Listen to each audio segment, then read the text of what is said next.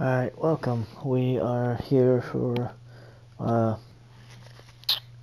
here for another recap video. As you can see, we're about to enter the 4-game series with the Kansas City Royals. But before we do that, I'd like to touch on the two series that we just completed. One with the Houston Astros and one with the Baltimore Orioles. We had a 3-game series with Houston. The first one we won in 11 innings, 5-3. Hernan Perez came out and jacked a 2-run homer over the fence in the 11th to give us the victory, as Paul Sewald ended up getting the win and Ryan Priestley ended up getting the loss. The second game, it did not go our way, as Tyler Mahle fell to 1-4 as we lost 6-1. Kwang Young Kim got the win. He is 1-1. We're going to take a quick little look here, as we can kind of see where everything is. And Kim went 6 1/3, gave up the 1 hit, gave up 4 hits, 1 run, 1 walk, 7 Ks. Martinez comes in, cleans up the last 2 2/3, gives up 1 hit but strikes out 2. Mahle got roughed up in 4 1/3 innings. He gave up 7 hits, 3 runs, walked a guy, struck out 2. Bryce Wilson came in, went 4 2/3. He gave up 3 hits, 3 runs, struck out 2. Paul Sewald and Drew Steckenrider ended up finishing out the rest of the game, pitching a total of 2 1/3 innings, and equating 2 strikeouts, as we lost the second game. The third game we ended up losing by a final score of 4-3. Kendall Graveman ended up getting his first loss on the year. Lance McCullers Jr. got his second win. Let's see. It was pretty much, they put up 4 runs in the second, and then we got within, by the bottom of the third, it was 4-3, and then it was just clear sailing from there. We couldn't get nothing across. McCullers went 5 innings, gave up 6 hits, 3 runs, walked 5, struck out 3. James went 2 innings. He gave up a hit, a walk, and struck out 2. Baez and Priestley went the final 2 innings. They combined for 2 strikeouts. Didn't give up any hits, so that was pretty much it for us.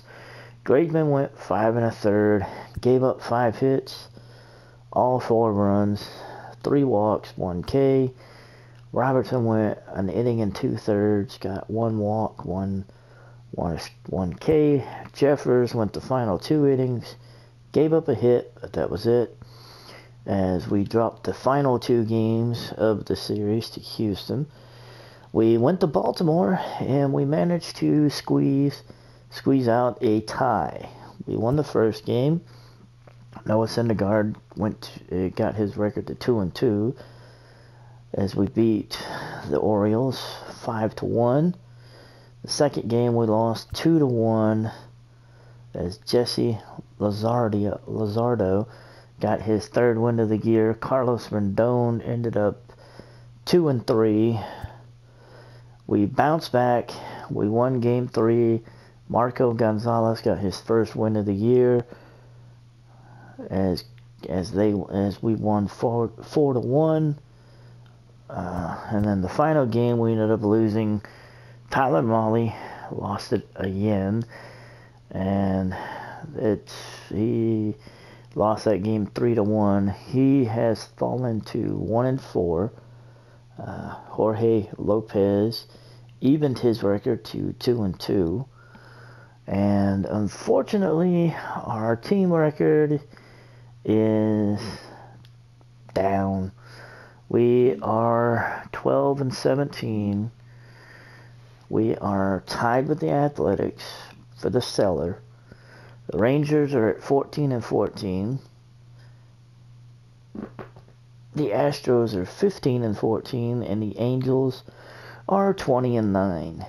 The Angels are, dare I say it, they are running away with this division. I will say that we did end up making a move here. We put a couple of our minor league. We ended up putting a couple of our minor league prospects on the trade block, and we ended up getting offered a trade by the San Diego Padres. We put Glenn Vickers up on the block, and we got an offer. We got an offer from the Padres for Jorge Mateo, and after we took a look at the offer, we figured, you know, it was worth a shot. So Mateo will join the crowded center field in the Seattle organization, and right now he would be the heir apparent center fielder to Kyle Lewis, but at this point there's nothing set in stone. We will be scouring the trade market. We will be looking at outfielders, because we're having a down year with our team, period. Our offense is not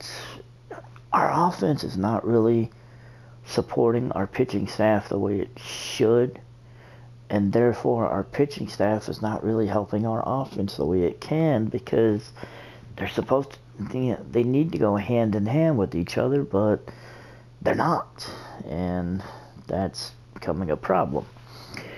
We're going to take a look at, we're going to take a look and see if there were any other trades of note real quick, and there actually was.